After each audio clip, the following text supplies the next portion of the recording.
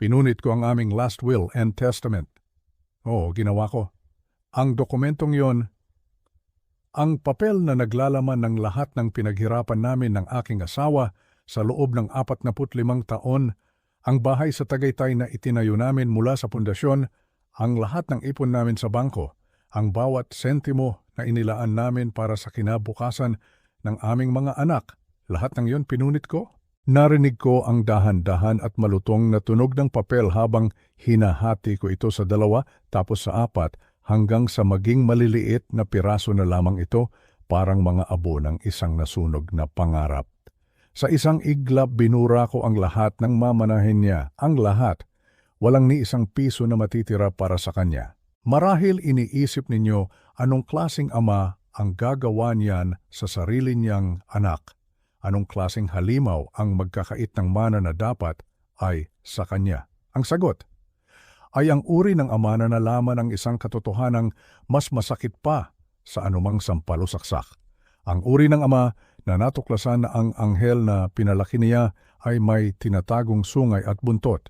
Ginawa ko ito dahil sa isang pangungusap. Isang pangungusap na ibinulong sa akin ng isang doktor habang nanginginig ang kanyang mga kamay sa takot. Kailangang ilayo mo ang iyong asawa sa inyong anak. Ulitin ko, ilayo mo siya sa inyong anak. Ang anak na tinutukoy niya ay si Isabel, ang aming bunso, ang aming prinsesa, ang babaeng nag-iisang tagapag-alaga ng kanyang ina sa loob ng 3 taon, o iyon ang akala ko. 3 taon, 3 mahahabang taon kong pinanood ang aking asawa, si Elena, na unti-unting nawawala sa aking harapan. Si Elena, ang aking matalino, masayahin at mapagmahal na asawa, ay naging isang anino na lamang ng kanyang dating sarili. Nakakalimutan niya ang aking pangalan. Nakakalimutan niya kung paano magluto ng paborito naming adobo. May mga araw na titingin lang siya sa bintana, blangko ang mga mata na para bang may isang pader na humaharang sa pagitan namin. Sabi nila, dementia. Sabi nila, natural lang yan sa pagtanda, at ako, naniwala ako. Paano ba naman hindi? Ang sakit tingnan, pero tinanggap ko. Tinanggap ko na ito ang aming bagong katotohanan. At sa gitna ng lahat ng ito, si Isabel ang aming naging sandalan. Linggo-linggo, bumibiyahe siya mula Maynila papuntang Tagaytay para alagaan ang kanyang ina. Siya ang nag-aayos ng gamot. Siya ang kumakausap sa mga doktor. Siya ang nagsasabi sa akin, "Ba, huwag kayong mag-alala. Ako na po ang bahala kay mama." Isang perpektong anak, hindi ba? Isang anak na may napakalaking utang na loob sa mga magulang na nagpalaki sa kanya. Pero ang totoo, ang kabayaran sa kanyang pag-aalaga ay hindi pagmamahal. Ang kabayaran ay lason. Ang lahat ay nagsimula noong Martes na iyon. Dinala ko si Elena sa isang bagong neurologist, isang Dr. Santos. Habang nasa labas si Isabel para sagutin ang isang tawag sa telepono, lumapit sa akin ang doktor. Nakita ko ang takot sa kanyang mga mata. Nakita ko ang panginginig ng kanyang mga kamay. At doon niya ibinulong ang mga salitang iyon na yumanig sa aking mundo. Ilayo mo siya sa inyong anak. Sa sandaling iyon, ang lahat ng maliliit na piraso ng palaisipan na hindi ko pinapansin sa loob ng 3 taon ay biglang nagkabit-kabit. Ang mga tanong ni Isabel tungkol sa aming testamento, ang pagpupumilit niyang siya lang ang dapat mag-asikaso ng gamot ni Elena, ang malaki niyang pagkakautang na 10 milyong piso matapos ang kanyang magulong diborsyo, ang mga mamahaling bag at damit na hindi naman angkop sa kanyang sinasabing sitwasyon sa pera.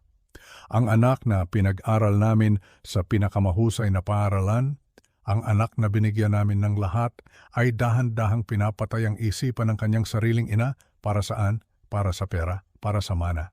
Para makuha ang bahay at lupa na pinaghirapan namin, para mabayaran ang mga utang na siya mismo ang gumawa. Walang utang na loob. Yan ang tawag doon, isang paglapastangan sa magulang, isang pagtataksil na hindi kayang ilarawan ng kahit anong salita. Minamanipulan niya kami, ginagamit niya ang aming pagmamahal at pagtitiwala laban sa amin. Habang ako ay nagpapasalamat sa kanyang tulong, sa likod ko pala, siya ang mismong sanhi ng aming pagdurusa. Kaya ng gabing iyon, pagkatapos kong kumpirmahin ang lahat ng aking hinala, kinuha ko ang aming huling habilin. Tinitigan ko ang pangalan niya na nakasulat doon, Isabel Cruz, ang pangalang binigay namin sa kanya na may kasamang pag-asa at pangarap. At pagkatapos, pinunit ko ito, pero huwag kayong magkakamali, hindi ito paghihiganti. Ito ay katarungan. Ang pagpunit sa papel na iyon ay ang simula lamang. Ang babala ng doktor ang nagbago sa takbo ng aming buhay, pero ang mga susunod kong hakbang ang magbabago sa takbo ng buhay niya magpakailanman. Dahil hindi ako isang matandang walang magawa na basta na lang manonood habang sinisira niya ang aming pamilya. Hofiets ko score si biga mo, agsta, isang asawa. At poprotektahan ko ang asawa ko kahit pa ang kalaban ay ang sarili naming dugot laman. Bago tayo magpatuloy sa buong kwento ng kataksilan, pagtuklas at pagbangon na ito, mangyaring mag-subscribe sa aming channel. At kung maaari, iwan ninyo sa mga komento kung taga saan kayo at anong oras ninyo ito pinapanood. Malaking bagay para sa akin na malaman kung hanggang saan nakakarating ang aming kwento. Ngayon, hayaan ninyong ikwento ko kung paano ko natuklasan ang lahat at kung ano ang nangyari nang magkaharap kami ng anak kong traidor. Ang biyahe pauwi mula sa klinika ng doktor sa Tagaytay ay ang pinakatahimik na biyahe sa buong buhay ko. Sa labas, ang mga puno ay payapang sumasayaw sa ihip ng hangin at ang araw ay dahan-dahang lumulubog na nagiiwan ng kulay kahel na guhit sa kalangitan. Ngunit sa loob ng aming sasakyan, ang katahimikan ay mabigat, halos nakakabingi. Si Elena, ang aking asawa, ay nakatingin lang sa bintana. Ang kanyang mga mata ay blangko, na parabang tinitingnan niya ang isang mundong hindi na niya maintindihan. Sa tabi niya sa upuan ng pasahero ay ang aming anak na si Isabel. Hindi siya mapakali. Bawat ilang minuto, tinitingnan niya ang kanyang mamahaling telepono. Ang kanyang mga daliri ay mabilis na nagtatype o kaya naman ay mahigpit na hinahawakan ng kanyang designer na bag na parabang may kayamanang nakatago sa loob nito. At sa gitna ng katahimikang iyon, ang mga salita ng doktor ay paulit-ulit na umalingaw-ngaw sa aking isipan na parabang isang sirang plaka. Kailangang ilayo mo ang iyong asawa sa inyong anak. Ang simple ngunit nakakakilabot na mga salitang iyon, isang babala, isang binhi ng pagdududa na itinanim sa isang lupaing matagal ng tuyo dahil sa pagtanggi at kalungkutan. Sa loob ng 3 taon, pinaniwala ko ang sarili ko na ang nangyayari kay Elena ay isang trahedya ng kalikasan, isang sakit na walang lunas. Ngunit ngayon, nagsisimula na akong mag-isip, nagsimula akong magbalik tanaw, pilit na inaalala ang lahat. Bago ang lahat ng ito, si Elena ang buhay ng aming tahanan. Siya ay isang guro sa elementarya at ang kanyang pasensya at pagmamahal sa mga bata ay nadadala niya hanggang sa aming bahay. Ang amoy ng kanyang nilulutong adobo o sinigang ang laging sumasalubong sa akin pag-uwi ko galing sa trabaho. Ang kanyang halakhak ay musika sa aking pandinig. Naalala ko pa noong tinuturuan niya ang aming mga anak na sina Paulo at Isabel na magbasa, ang kanyang boses ay malumanay at puno ng pag-unawa. Pero ang lahat ng iyon ay unti-unting naglaho. Nagsimula ito sa maliliit na bagay. Makakalimutan niya kung saan niya inilagay ang kanyang salamin. Magtatanong siya ng parehong tanong ng 3 beses sa loob ng 1 oras. Sasabihin ko sa sarili ko, Arturo, tumatanda na tayo. Normal lang iyan. Ngunit pagkatapos, dumating ang umagang iyon na hindi niya maalala ang kanyang sikat na resipe ng leche flan. Isang resipe na halos kabisado na niya sa loob ng 30 taon. Nakita ko ang takot at pagkalito sa kanyang mga mata at doon ko unang naramdaman ang tunay na takot. Kasabay ng paglala ng kondisyon ni Elena ay ang pagdalas ng pagpapakita ni Isabel. Dati si Isabel ay abala sa kanyang buhay sa Maynila, ang kanyang karera, ang kanyang mga kaibigan, ang kanyang asawang si Marco. Bibisita lang siya tuwing may okasyon, Pasko, kaarawan o anibersaryo. Ngunit nang magsimulang lumala ang kalagayan ni Elena, bigla siyang naging ang pinakamaalab na anak sa buong mundo. Linggo-linggo narito siya, dala-dala ang kanyang mga mamahaling gamit na pinupuno ang aming simpleng bahay ng amoy ng kanyang pabango. Sabi niya, Ba kailangan ninyo ng tulong? Ako na ang bahala kay Mama. At ako, sa aking kalungkutan at pag-aalala, ay nagpasalamat. Isang biyaya, iyon ang tingin ko sa kanya. Isang biyaya na may anak kaming handang isakripisyo ang kanyang oras para sa amin. Ngunit ngayon, sa pag-iisip ko, may mga bagay na hindi tama. Naalala ko ang mga usapan namin. Isang gabi, habang nagkakape kami, bigla niyang sinabi, "Pa, naisip niyo na po ba kung paano ang hatian sa mga ari-arian kung alam mo na kung may mangyari?" Natigilan ako. Masyadong maaga para pag-usapan yon. Masyadong masakit. Iniba ko ang usapan. Pero inulit niya ito sa ibang paraan. Kailangan po nating maging praktikal. Paano po ang last will, ang titulo ng bahay at lupa? Importante po na maayos na ang lahat. Ang kanyang mga salita ay parang mga maliliit na langgam na gumagapang sa aking balat. At pagkatapos ay ang pera, ang malaking problema sa pera. Ang kanyang diborsyo kay Marco ay naging isang magastos at mapait na laban. Naubos ang kanilang ipon at ayon sa kanya, iniwan siya ni Marco na may malaking utang. Naalala ko noong Pasko, 2 taon na ang nakalipas. Umiiyak siyang lumapit sa akin. "Ba, hindi ko na po alam ang gagawin ko," sabi niya. Ang kanyang mga luha ay parang agos ng ilog. "May utang po akong 10 milyong piso, 10 milyon. Tinatawagan na ako ng mga nagpapautang araw-araw. Baka kunin nila ang kondo ko." Ang puso ko ay nadurog para sa kanya. Inalok ko siya ng tulong. "Anak, tutulungan kita. Kukuha tayo sa ipon namin ni mama mo." Ngunit umiling siya. "Wag po ba? Kaya ko po ito. Responsibilidad ko po ito." Isang marangal na sagot, hindi ba? Ngunit ngayon, iniisip ko, marahil ay may iba siyang plano kung paano aayusin ang kanyang problema. Isang plano na nagsasangkot sa amin. Ang lahat ng ito ay bumalik sa akin habang nagmamaneho ako.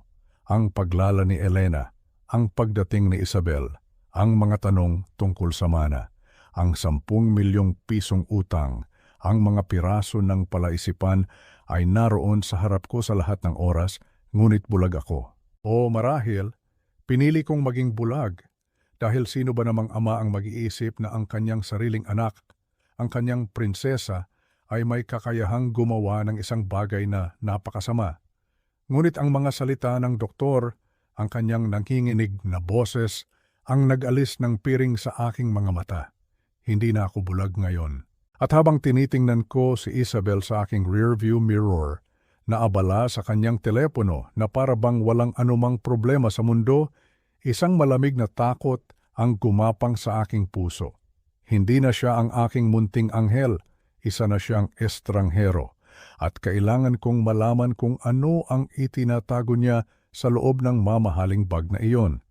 Pagdating namin sa bahay, ang una kong naramdaman ay ang bigat ng hangin. Ang bahay na dati ay puno ng init at pagmamahal ay parang naging isang malamig na lugar, isang entablado para sa isang trahedyang hindi ko pa lubos na naiintindihan. Si Isabel ay kumilos na parabang siya ang may-ari ng lugar.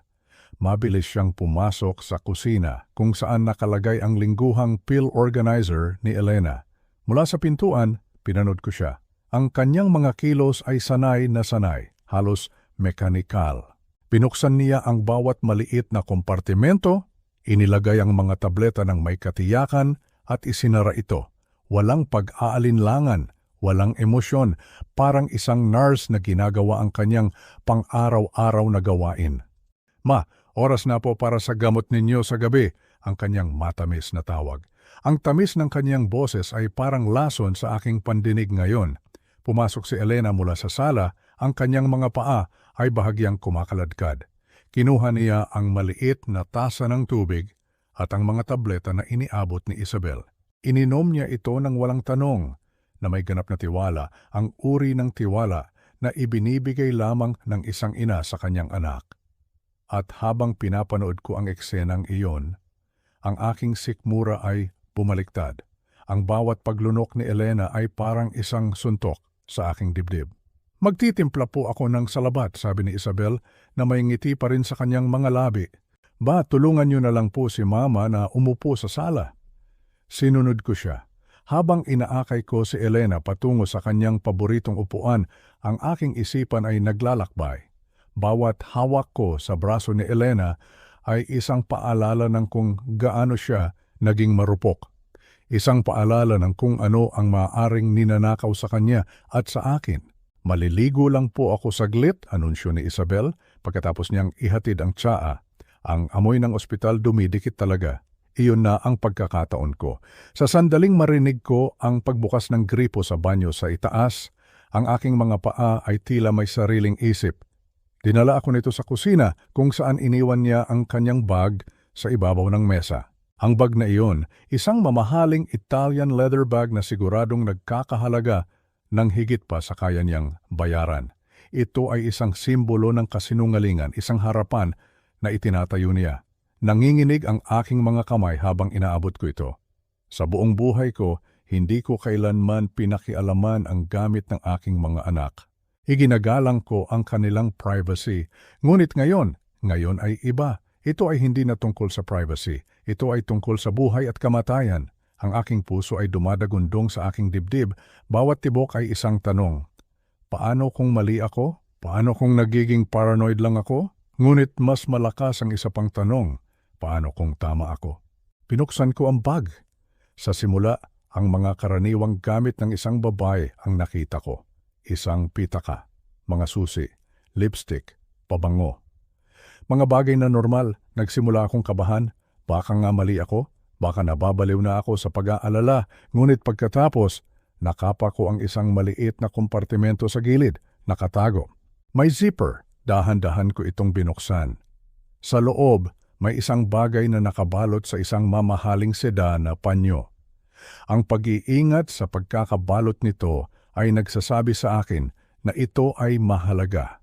O lihim, tinanggal ko ang pagkakatali ng panyo at doon sa aking palad ay isang maliit at kulay amber na botelya ng gamot. Ang label nito ay bahagyang napunit, isang halatang pagtatangka na itago ang pagkakakilanlan nito. Ngunit may sapat na natira para mabasa ko. Nakita ko ang isang bahagi ng pangalan ng gamot, ngunit ang mga salitang sumunod dito ang nagpatigil sa pagtibok ng aking puso at nagpatuyo sa aking lalamunan. 3 salita. 3 salitang nagpabago sa lahat, para sa hayop lamang. Paulit-ulit kong binasa ang mga salitang iyon, para sa hayop lamang, para sa hayop lamang. Ang utak ko na sanay mag-isip bilang isang inhinyero ay mabilis na nagproseso ng impormasyon. Ang mga salita ng doktor ay bumalik sa akin. May mga substansya na maaaring magdulot ng sintomas na kapareho ng demensya. Ang aking mga kamay ay nagsimulang manginig ng hindi mapigilan. Ang botelya ay parang yelo sa aking balat. Ang tunog ng agos ng tubig mula sa shower sa itaas ay biglang naging tunog ng isang halimaw na naglilinis ng ebidensya. Sa sala narinig kong mahinang humuhuni si Elena, isang lumang kundiman na madalas niyang kantahin sa aming mga anak noong sila ay maliliit pa. Ang aking asawa na payapang nakaupo sa sala na walang kamalay-malay sa panganib. At ako na nakatayo sa kusina, hawak ang ebidensya ng pinakamatinding pagtataksil na maiisip ko. Ang anak na pinalaki ko, ang batang babae na umiiyak kapag nakakatapak ng langgam, ang batang babae na yumayakap sa akin tuwing gabi bago matulog. Ang siya palang dahan-dahang pumapatay sa sarili niyang ina. Ang tanong na anong klaseng halimaw ang gagawa nito ay umikot sa aking isipan. Ngunit alam ko na ang sagot, ang halimaw na iyon ay ang sarili kong anak. At kasalukuyan siyang naliligo sa itaas ng aking bahay. Hindi ako nakatulog ng gabing iyon. Ang bawat pag-ikot ko sa kama ay isang pakikibaka. Sa aking tabi, si Elena ay mahimbing na natutulog. Ang kanyang paghinga ay mabagal at regular. Ngunit para sa akin, ang katahimikan ng gabi ay napuno ng ingay ng aking mga iniisip. Ang imahe ng botelya, ang mga salitang para sa hayop lamang, ay nakatatak sa aking isipan. Paano ito nangyari? Kailan ito nagsimula? Ang bawat tanong ay parang isang matulis na bagay na tumutusok sa aking puso. Paggising ko kinaumagahan, bago pa man sumikat ang araw, Alam ko na ang kailangan kong gawin. Kailangan ko ng mga sagot, kailangan ko ng katibayan na hindi ako nababaliw. Bago pa magbukas ang Tagaytay City Library, naroon na ako, naglalakad-lakad sa labas na parang isang leon sa loob ng hawla. Ang bawat minuto ng paghihintay ay parang isang oras. Nang sa wakas ay binuksan ng isang batang librarian ang mga pinto, ako ang unang pumasok. Kilala na niya ako, madalas akong magsaliksik doon para sa aking mga proyekto sa engineering noon. Ngumiti siya at nagtanong, "May bagong proyekto po, Mr. Cruz?" Ngumiti lang ako ng pilit at sinabing, "May kailangan lang akong saliksikin, isang gamot." Umupo ako sa isang computer sa isang sulok kung saan walang masyadong tao. Nanginginig ang aking mga daliri habang tinatype ko ang pangalan ng gamot sa search bar, Dasipam. Libu-libong resulta ang lumabas. Pinili ko ang mga link na mula sa mga medical journal at pharmaceutical database, mga mapagkakatiwalaang source. At habang nagbabasa ako, ang dugo sa aking mga ugat ay unti-unting nanlamig. Ang Dasipam, ayon sa aking nabasa, ay isang malakas na gamot na pampakalma.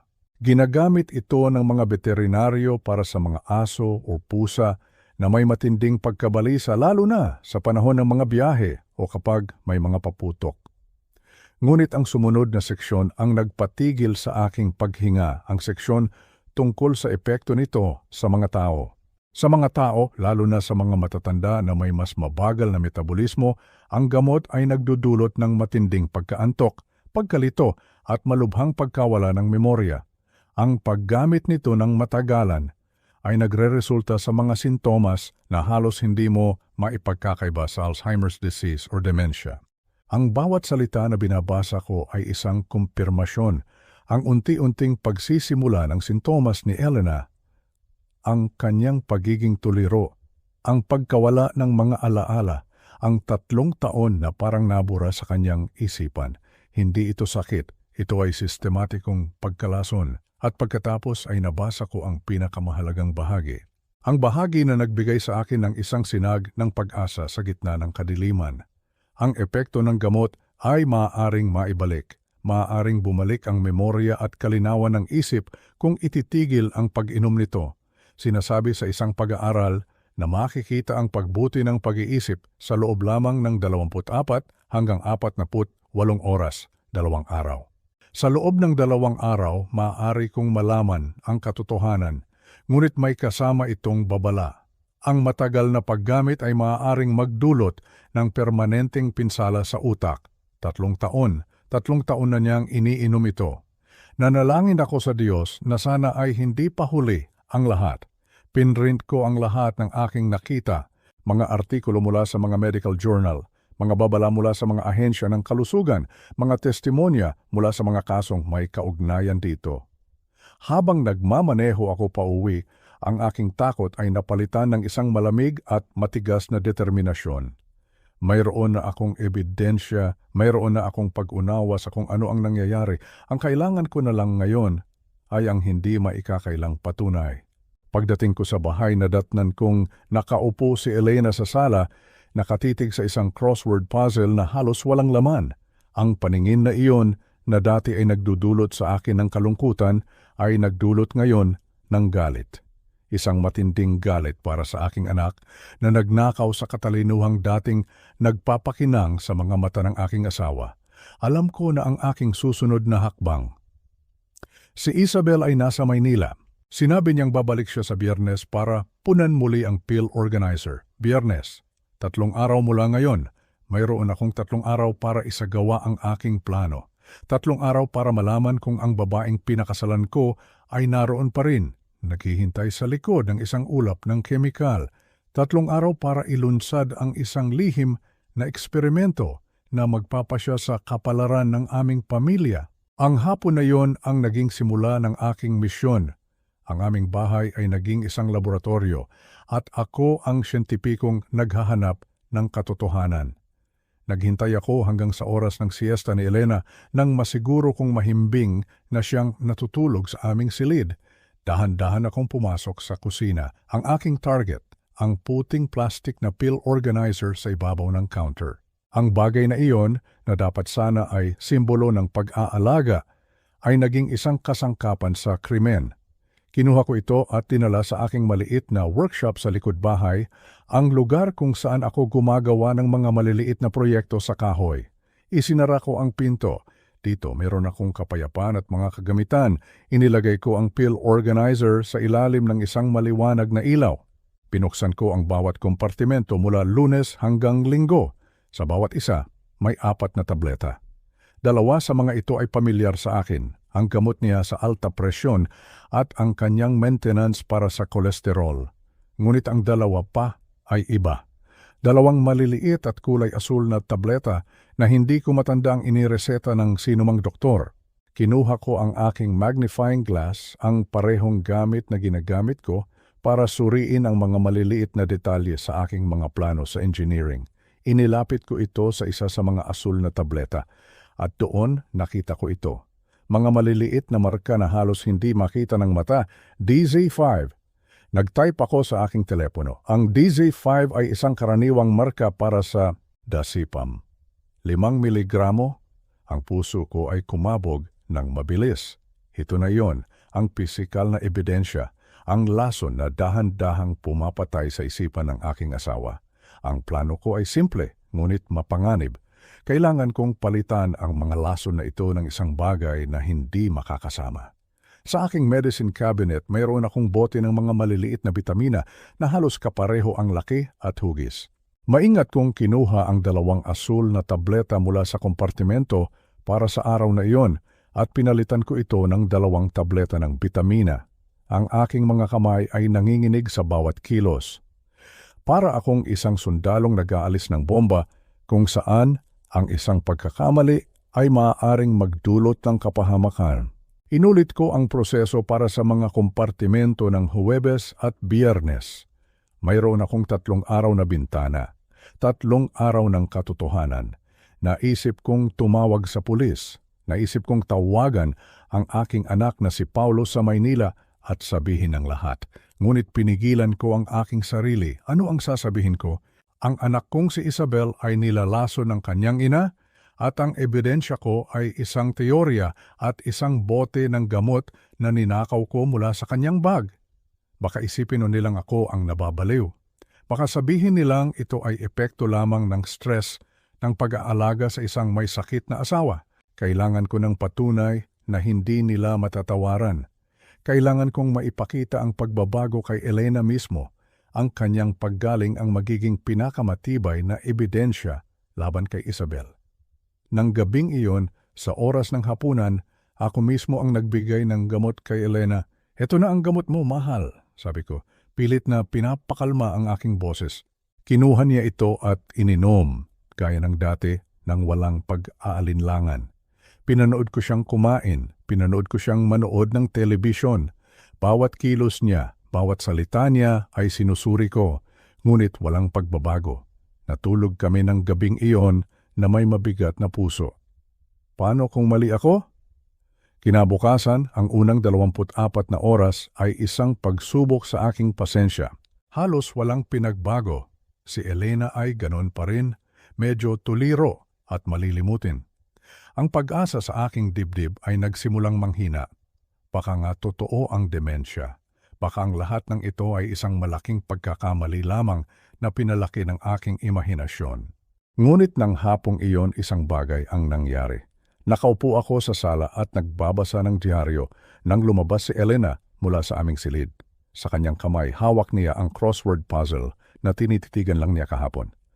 Ngayon, may mga sagot na. Ilang salita ang nakasulat sa kanyang pamilyar at eleganteng sulat kamay. Tumingin siya sa akin at sa unang pagkakataon sa loob ng maraming buwan, nakita ko ang isang kislap ng kalinawan sa kanyang mga mata. Hindi ito blangko, hindi ito nalilito. "Arturo," sabi niya, at ang paraan ng pagbigkas niya sa aking pangalan ay iba, mas malinaw, mas sigurado. Bakit parang ang talas ng isip ko ngayon? Ang mga salitang iyon ay musika sa aking pandinig. O akma. Ang kaba sa aking dibdib ay napalitan ng isang umaapaw na kagalakan, gumagana. Ang aking eksperimento ay gumagana, hindi ako mali, hindi ako nababaliw. Ang aking asawa, ang aking tunay na Elena ay nagsisimula ng magbalik.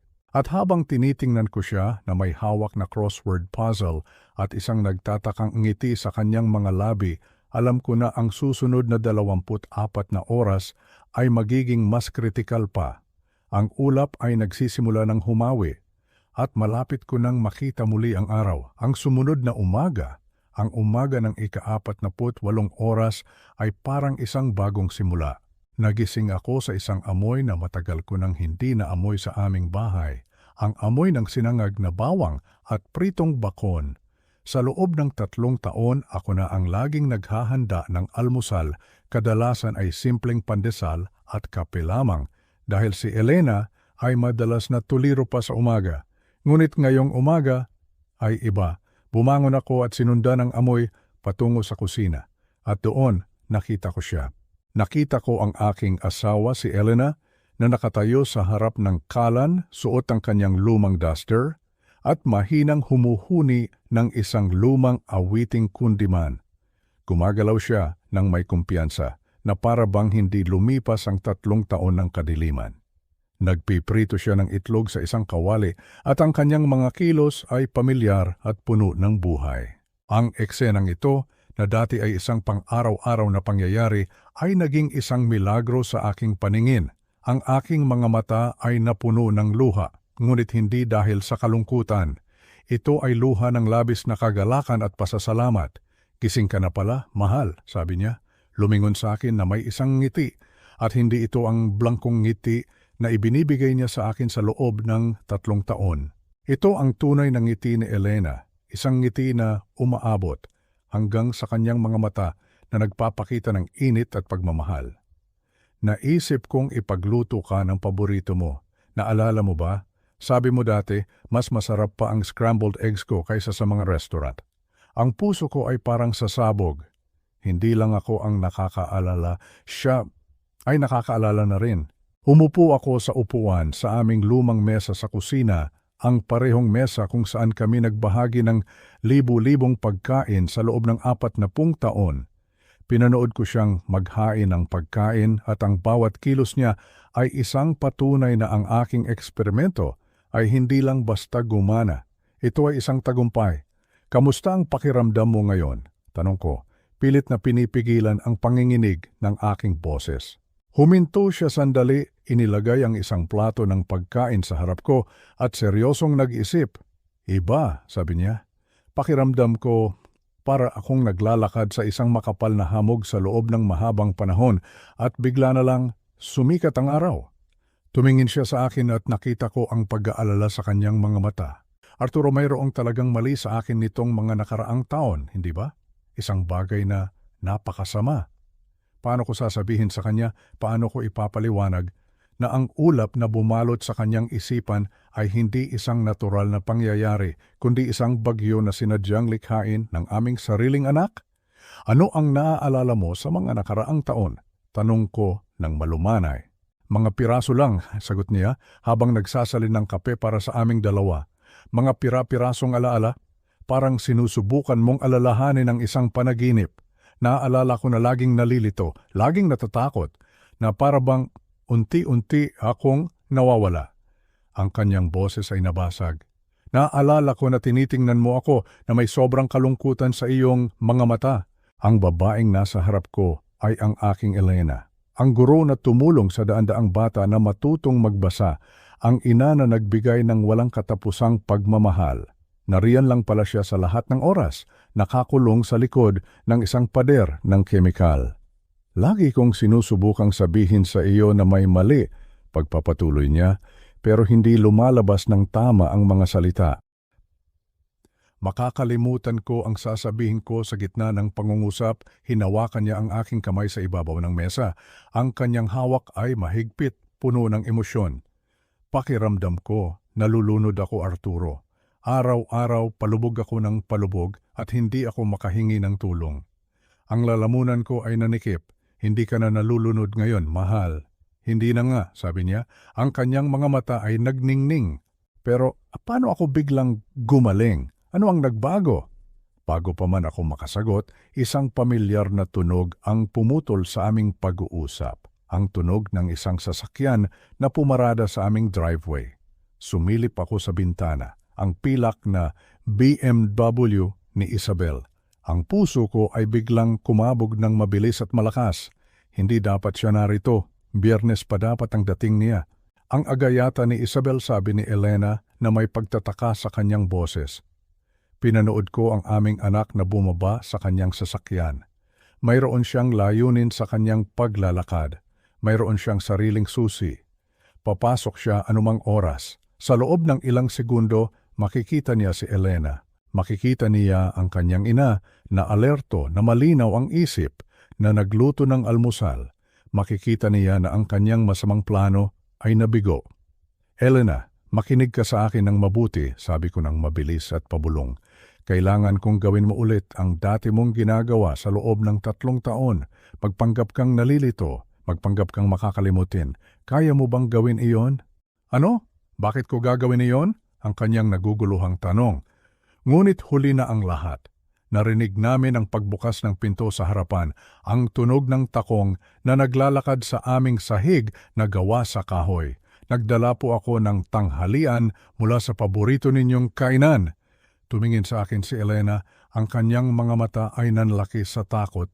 Ngayon, naiintindihan niyang may isang bagay na napakasama at mapanganib na nangyayari.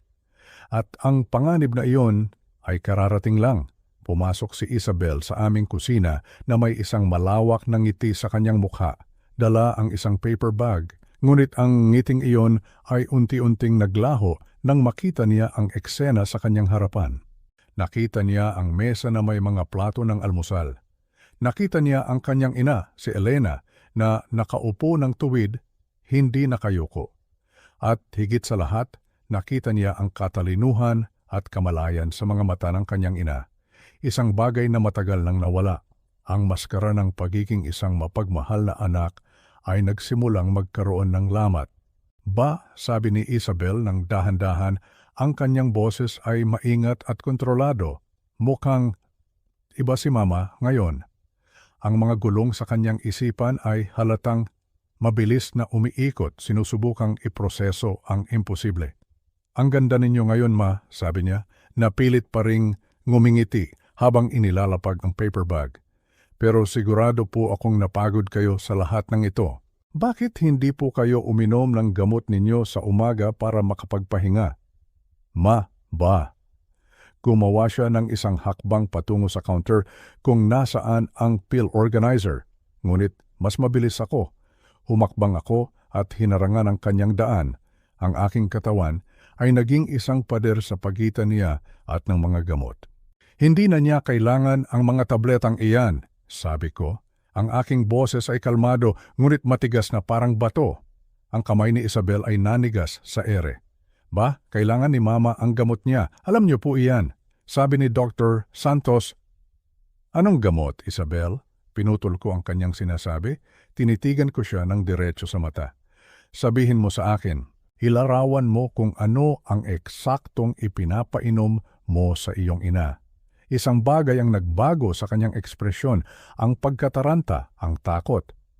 Ang mga reseta niya, syempre, sabi niya, na nauutal para sa alta presyon, sa kolesterol, at ang mga supplement para sa kanyang memorya. Mga supplement para sa memorya, inulit ko, ang bawat salita ay puno ng pang-uyam. Inilabas ko mula sa aking bulsa ang maliit at kulay amber na botelya. Ang botelya na nahanap ko sa kanyang bag, itinaas ko ito para makita niya. Kagaya ba nito, Isabel? Ang kulay ay nawala sa mukha ni Isabel, para siyang nakakita ng multo. Nakilala niya ang botelya, nakilala niya ang kanyang krimen. Sa isang sandali, ang tanging maririnig sa kusina ay ang malakas na paghinga ni Elena na ngayon ay nababasa na ang nakasulat sa label. Sa saan niyo po nakuha iyan? Ang kanyang boses ay halos isang pabulong na lang. Sa iyong bag, sagot ko. Ang parehong bag na mahigpit mong yakap-yakap sa klinika ng doktor na parabang buhay mo ang nakasalalay dito. Nek Jaswa Basra, Otirsham, itinaas ko pa ang botelya. Dasipam, para sa hayop lamang. Gusto mo bang ipaliwanag kung bakit ka may dalang pampakalma para sa mga hayop? Ba, hindi niyo po naiintindihan din, hindi Isabel. Ngayon, naiintindihan ko na ang lahat ng napakalinaw, sabi ko. Ang aking boses ay nagsimulang tumaas. 3 taon mo nang nilalason ang iyong ina. Sistematiko mo siyang dinudurog para magmukha siyang inutil habang ipinapakita mo sa lahat na ikaw ang perpektong anak na tagapag-alaga. Ang kanyang pagpipigil ay tuluyan ng gumuho. Ang mga luha ay bumuhos mula sa kanyang mga mata na parang tubig sa sirang gripo. Bumagsak siya sa isang upuan sa kusina, ang kanyang katawan ay nanginginig sa pag-iyak. Hindi ko po sinasadya na umabot sa ganito, sigaw niya. Nagsimula lang po ito sa maliit para lang pabagalin siya ng kaunti, para mas madali siyang alagaan habang nagbibiyahe kayo. Madaling alagaan, ang boses ni Elena ay puno ng pangingilabot at sakit. Hinamo ako, Isabel. Hindi ako isang alagang hayop. Nalulunod na po ako. Ang boses ni Isabel ay tumaas, halos hysterical na. Ang diborsyo, ang mga bayarin sa abogado, nilimas ni Marco ang aming bank account at iniwan niya sa akin ang lahat. 10 milyong piso ang utang ko. Araw-araw, tumatawag ang mga naniningil, nagbabantang kukunin ang sweldo ko, ang kondo ko. Tumingin siya sa aming dalawa, ang kanyang mukha ay puno ng desperasyon. Nakita ko kung gaano kalaki ang halaga ng bahay na ito, kung gaano kalaki ang ipon ninyo. Naisip ko lang na kung kakailanganin ni Mama ng mas masusing pag-aalaga, kung kailangan siyang ilagay sa isang pasilidad, baka sakaling may magawa tayong paraan sa pera. Pansamantala lang, hanggang sa makabangon ako. Kaya nagpasya kang lumikha ng pangangailangan para sa pangangalagang iyon. Sabi ko, ang aking boses ay puno ng pandidiri. Pinag-aralan ko po itong mabuti, sabi niya habang humihikbi. Maliliit na dosis lang, walang makakasama sa kanya. Sapat lang para magmukha siyang nalilito at makakalimutin. Pero lumala ng lumala at hindi ko na mapigilan. Sa tuwing susubukan kong bawasan ng dosis, napapansin ninyo na bumubuti siya at natataranta ako. Sinira mo ang 3 taon ng kanyang buhay, sabi ko. Ang aking boses ay malamig na parang yelo. Sinira mo ang 3 taon ng aming pagsasama. Hindi ko po sinasadyang saktan siya ng ganito. Mahal ko si Mama. Mahal ko po kayong dalawa. Hindi, sabi ko. Ang bawat salita ay isang hatol. Hindi mo kami mahal. Ang pera namin ang mahal mo. Ang mahal mo ay kung ano ang maibibigay namin sa iyo. Pinunasan ni Isabel ang kanyang mga luha at sa isang iglap, nakita ko ang pagkalkula na bumalik sa kanyang mga mata. Ba, tingnan niyo po ang sarili ninyo, sabi niya. Ang kanyang tono ay biglang nagbago. Nagiging paranoid na kayo. Nag-aakusa kayo ng mga bagay na walang basehan. Baka ang stress sa pag-aalaga kay Mama ay nakaapekto na rin sa inyong pag-iisip. Baka pareho na kayong nangangailangan ng tulong profesional. Binuksan niya ang kanyang briefcase at naglabas ng isang folder ng mga legal na dokumento. Nakausap ko na po ang mga abogado tungkol sa mga opsyon sa guardianship para sa inyong dalawa. Seryoso ang korte pagdating sa pang-aabuso sa mga nakatatanda, lalo na kung ang mga miyembro ng pamilya ay gumagawa ng mga walang basehang akusasyon laban sa kanilang mga tagapag-alaga. Ang banta ay lumutang sa hangin na parang lason, pinlano na niya ito. Handa na siyang ipinta ako bilang isang matandang wala na sa sariling katinuan. Labas, sabi ko. Ba, hindi po kayo nag-iisip ng malinaw. Labas! Sigaw ko, isang sigaw na nagmula sa kaibuturan ng aking kaluluwa, mas malakas kaysa sa anumang sigaw na nagawa ko sa loob ng 20 taon. Hindi ka na parte ng bahay na ito, wala ka ng susi, wala ka ng pahintulot. At kung tatapak ka pa sa ari-ariang ito ng walang pahintulot ko, ipapaaresto kita. Nanginginig ang mga kamay ni Isabel habang kinukuha niya ang kanyang mga gamit. Sa may pintuan, lumingon siya sa huling pagkakataon. Hindi pa po ito tapos. Anak niyo pa rin ako at ina ko pa rin si Mama. Makikita ng hukom na ako lang ang sumusubok na tumulong. Pagkatapos ay isinara niya ang pinto. Iniwan kami ni Elena sa gitna ng mga guho ng aming pamilya. Kinaumagahan pagkatapos ng pagbabanta ni Isabel, nakaupo ako sa opisina ng isang abogado. Si Attorney Romero, hawak-hawak ang mga ebidensya na maaring sumira sa buhay ng aking anak. Si Attorney Romero ay isang matalas at may karanasang abogado na hindi natatakot sa mga drama sa pamilya. Mr. Cruz, sabi niya, matapos suriin ang botelya ng gamot at ang aking mga research printout. Ito ay isang malubhang krimen, pang-aabuso sa nakatatanda, panluloko at posibleng attempted murder. Ngunit kailangan natin ng matibay na ebidensya, ebidensyang hindi matitinag. Anong klaseng ebidensya? Tanong ko. Katibayang medikal na ang iyong asawa ay sistematikong dinudurog.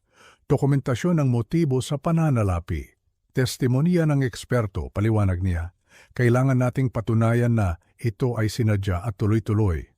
Nang hapong iyon, dinala ko si Elena sa ospital para sa isang komprehensibong toxicology screening. Kumuha sila ng dugo mula sa kanya. Sa loob ng 24 na oras, lalabas ang resulta, sabi ng technician. Kinabukasan, kinausap kami ni Dr. Santos, ang neurologist. Ang kanyang mukha ay seryoso. Mrs. Cruz, ang iyong dugo ay nagpapakita ng mataas na antas ng dasipam na tumutugma sa regular na pag-inom sa loob ng mahabang panahon, sabi niya. Tumingin siya sa akin.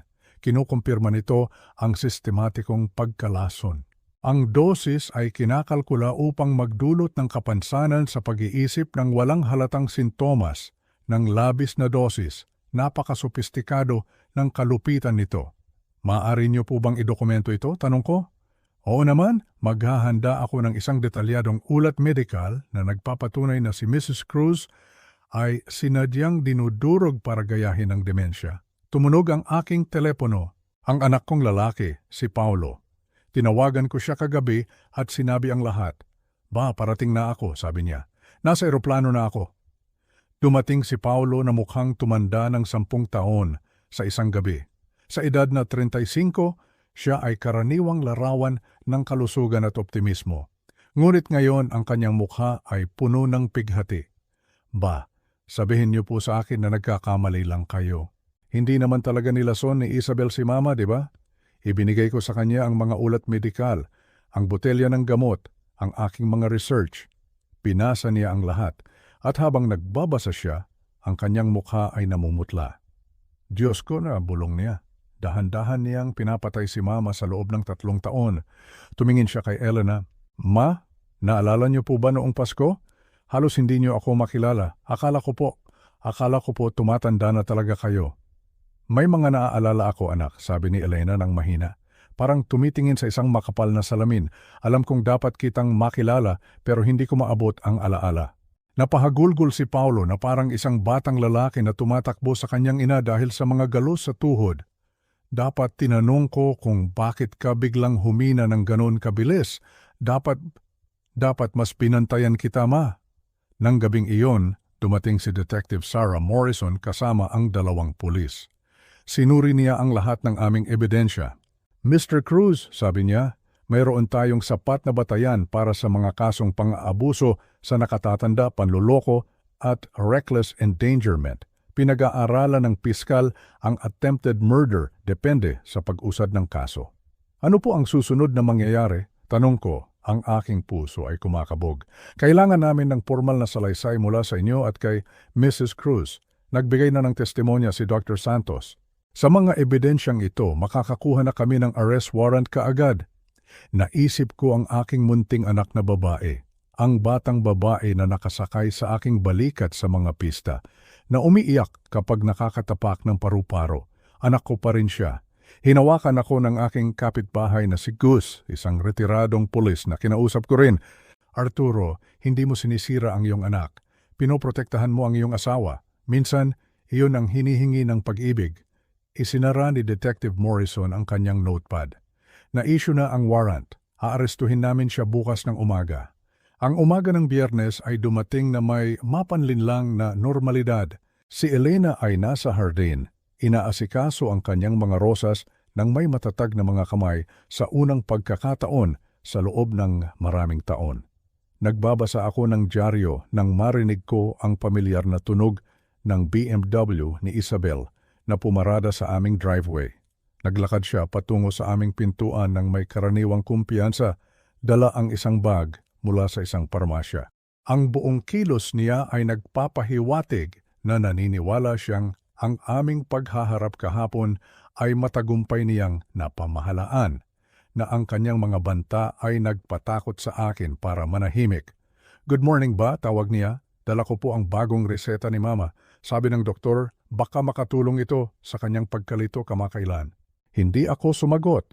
Sa bintana nakita ko ang dalawang hindi markadong sasakyan ng pulis na nakaparada ng maingat sa di kalayuan. Naghihintay ng aking hudyat.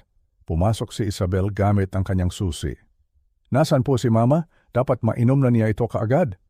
"Nasa labas siya," sabi ko ng mahinahon. May kung anong sa tono ko ang nagpatigil sa kanya. Tiningnan niya ako ng mas maigi. "Ba, mukha po kayong tensyonado? Okay lang po ba kayo?" Bago ako makasagot, may isang malakas na katok sa pinto. "Asheville Police Department," sabi ng boses ni Detective Morrison. Ang kulay ay muling nawala sa mukha ni Isabel. Ang bag ng parmasya ay nahulog mula sa kanyang mga kamay. Ang mga tableta ay kumalat sa aming sahig. "Hindi," bulong niya. "Ba, hindi niyo ginawa ito?" Binuksan ko ang pinto para papasukin ang mga pulis. "Isabel Cruz," sabi ni Detective Morrison ng formal, "ikaw ay inaaresto para sa pang-aabuso sa nakatatanda, panluloko at reckless endangerment." Habang pinoposasan siya, bumagsak si Isabel sa aming sahig, humahagulgol. "Daddy, please," pagmamakaawa niya gamit ang pangalang hindi na niya ginamit mula pagkabata. "Please, huwag niyo po silang hayaang kunin ako. Sorry po. Sorry po ako." Ang tawag na iyon ay parang isang patalim na tumusok sa akin.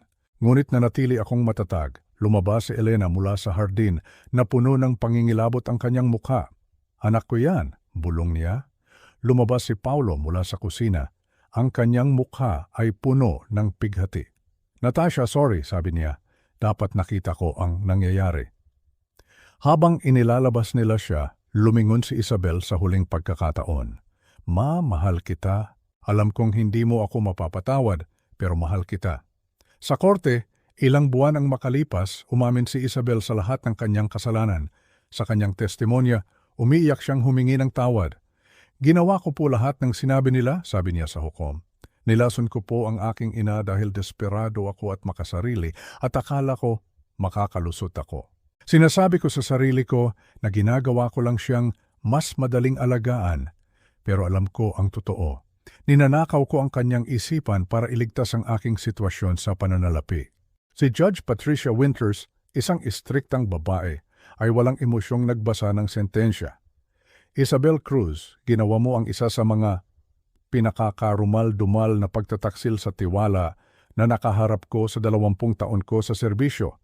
Sistematiko mong nilason ang iyong sariling ina, ninakaw ang 3 taon ng kanyang buhay para sa pansariling pakinabang sa pera." Huminto siya. "Hinatulan kita ng 7 taon sa state prison. Magbabayad ka rin ng buong restitusyon para sa mga gastusing medical at legal sa iyong mga magulang."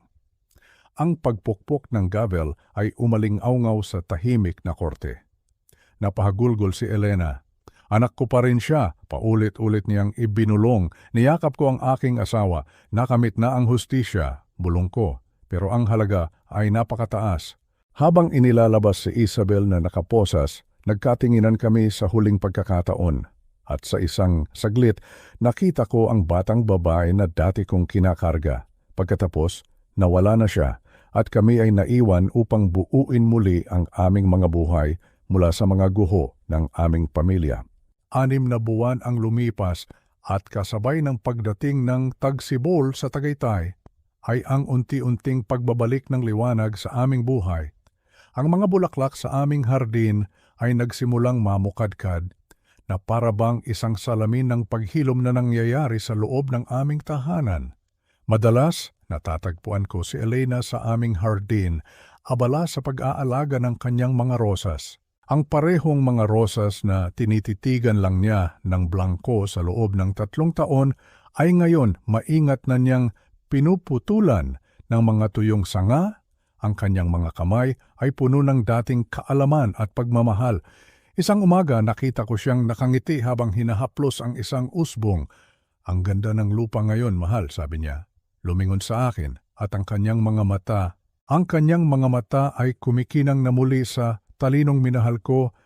42 taon na ang nakalipas. Siguradong magkakaroon tayo ng pinakamagandang pamumulaklak ngayong taon. Ang pagbabagong iyon, hanggang ngayon araw-araw pa rin akong namangha. Ang kanyang memorya ay halos ganap ng bumalik. Ang mga alaala ng kanyang pagkabata, ang mga pangalan ng kanyang mga dating estudyante, ang bawat kanto at kalye sa aming bayan, lahat ay bumalik na parang mga ibon na muling natagpuan ang kanilang pugad, ngunit hindi lang ang kanyang memorya ang nagbalik. Ang kanyang espiritu, ang kanyang kaluluwa ay buo na muli. Muli na siyang nagboboluntaryo sa isang literacy center sa bayan, kung saan tinuturuan niyang magbasa ang mga batang hindi nakakapag-aral. Doon muli niyang natagpuan ang kanyang layunin, ang kanyang kagalakan sa pagtuturo, ang kanyang halakhak. Ang tunog na yon na akala ko ay hindi ko na muling maririnig ay muli nang pumupuno sa bawat sulok ng aming bahay na matagal ding pinatahimik ng kalungkutan. Ako naman, nagretiro na ako ng tuluyan. Pagkatapos ng paglilitis, tumanggi na ako sa lahat ng alok na kontrata sa engineering na maglalayo sa akin sa bahay. Sa edad na 65, natutunan ko ang isang mahalagang aral. Walang tulay na mas mahalaga kaysa sa babaeng kasama ko sa almusal tuwing umaga. Walang proyektong mas importante kaysa sa pagbabantay sa kanyang nangiti. Nawalan ako ng 3 taon kasama ka, sabi ko sa kanya isang gabi habang nakaupo kami sa aming beranda. Hindi na ako papayag na mawalan pa ng kahit isang araw. Ang aming anak na si Paulo dahil sa tindi ng kanyang konsensya na hindi niya napansin ang mga senyales ay lumipat mula sa kanyang trabaho sa California at ngayon ay nasa Maynila na lang, 2 oras na lang ang layo. Bawat katapusan ng linggo, narito siya, pumabawi sa mga nawalang pagkakataon. Isang araw, habang nagkakape kami, sinabi niya, "Ba, nandyan na po ang mga babala noon. Pinili ko lang pong hindi sila makita." Tinapik ko ang kanyang balikat. "Anak, nilinlang niya tayong lahat. Maging ako, nakasama niya araw-araw ay nabulag. Ang mahalaga ay napigilan natin siya. Ang mahalaga ay nandito na ulit si mama mo." 2 beses naming dinalaw si Isabel sa kulungan. Ang bawat pagbisita ay parang isang paglalakbay sa isang madilim na lugar. Sa likod ng isang makapal na salamin, sa pamamagitan ng isang telepono, kinausap namin siya. Mas maliit siya tingnan ngayon sa kanyang uniformeng kulay kahel, na parabang kinain na ng kanyang mga pagkakamali ang kanyang dating kumpiyansa. Sa unang pagbisita namin, hindi siya makatingin sa amin ng diretso. Ang kanyang mga mata ay laging nakatungo sa sahig. Gabi-gabi, napapanaginipan ko ang mukha ni Mama noong pinoposasan na ako, sabi niya. Ang kanyang boses ay nanginginig. Dadalhin ko ang imaheng iyon habang buhay. Si Elena, sa kanyang walang hanggang pagiging isang ina, ay inabot ang kanyang kamay at idinikit sa salamin na parabang kaya niyang abutin ang aming anak. "Pinapatawad na kita, Isabel," sabi niya, at ang mga salitang iyon ay nagdulot ng katahimikan sa aming lahat. Hindi ko maintindihan ang ginawa mo at hindi ko iyon malilimutan, pero pinapatawad kita dahil anak pa rin kita. Iyon ay 3 buwan na ang nakalipas. Hindi na kami bumalik mula noon. Ang pagpapatawad ay naibigay na, ngunit ang paghilom ay nangangailangan ng distansya. Ang aming kapitbahay at kaibigan si Gus ay patuloy na naging aming sandigan. Madalas siyang dumadalaw sa gabi para makipagkwentuhan habang umiinom kami ng serbesa. Isang gabi habang pinagmamasdan namin ang mga bituin, sinabi niya, "Arturo, ang trahedya ay hindi dahil nagtiwala kayo kay Isabel. Lahat ng magulang ay nagtitiwala sa kanilang anak. Ang trahedya ay dahil pinili niyang abusuhin ang tiwalang iyon sa halip na parangalan ito." Ang kanyang mga salita ay tumatak sa aking isipan. Dahil sa lahat ng nangyari, nagsimula akong magsalita sa mga community center at mga pagtitipon ng mga senior citizen. Ibinabahagi ko ang aming kwento, hindi para maghanap ng awa, kundi para magbigay ng babala. Ang tugon ay nakakagulat. Napakaraming matatanda ang lumalapit sa akin pagkatapos. na may sariling mga kwento ng pag-aalala, mga kwento ng mga anak na biglang naging sobrang kontrolado, mga kwento ng mga gamot na hindi maipaliwanag. Minsan, ang pinakamalaking panganib ay nagmumula sa mga taong pinakamamahal natin. Iyan ang lagi kong sinasabi sa kanila. Hindi dahil mapanganib ang pag-ibig, kundi dahil sa pag-ibig, gusto nating paniwalaan ang pinakamabuti sa mga tao, kahit na ang lahat ng ebidensya ay sumisigaw na ng katotohanan. Habang isinusulat ko ito ngayon, nakaupo sa parehong upuan, kung saan ko unang hinawakan ang botelya ng lason, napagtanto ko kung gaano kalaki ang nagbabago kapag pinili nating harapin ang katotohanan. Ang aming pamilya ay hindi na kailanman magiging pareho. Lagi naming dadalhin ang mga peklat ng pagtataksil at ang pighati ng pagkawala ng isang anak dahil sa kanyang sariling mga pagpili. Ngunit kami ay buhay. Kami ay magkasama at ginagamit namin ang aming sakit para protektahan ang iba. Ang pinakamahirap na aral mula sa aming kwento ay hindi tungkol sa pagkilala sa lason sa loob ng isang botelya. Ito ay tungkol sa pagkilala kapag ang pag-ibig ay nagiging manipulasyon, kapag ang pag-aalaga ay nagiging control. Halos mawala sa akin si Elena magpakailanman dahil masyado kong minahal si Isabel para makita siya ng malinaw. Magtiwala, ngunit mag-verify. Magmahal, ngunit manatiling mapagbantay. At tandaan, ang pinakamatinding pagtataksil ay madalas na nakabalot sa mga salita ng pag-aalaga. Ang yaming karunanay na kwento mo ay nagpatunay na kahit sa pinakamadilim na pagtataksil sa pamilya, maaaring manaig ang hustisya at mabuhay ang pag-ibig, bagamat nagbago na magpakailanman. Kung ang kwentong ito ay nakaantig sa inyo, mangyaring ibahagi ito sa isang taong maaaring kailangang marinig ito. Pindutin ang subscribe button para sumali sa aming komunidad. At sabihin ninyo sa mga komento, naranasan nyo na bang mamili sa pagitan ng katapatan sa pamilya at pagprotekta sa isang taong mahal ninyo? Ang inyong kwento ay maaaring makaligtas sa isa pang pamilya mula sa paglakad sa masakit na landas na ito.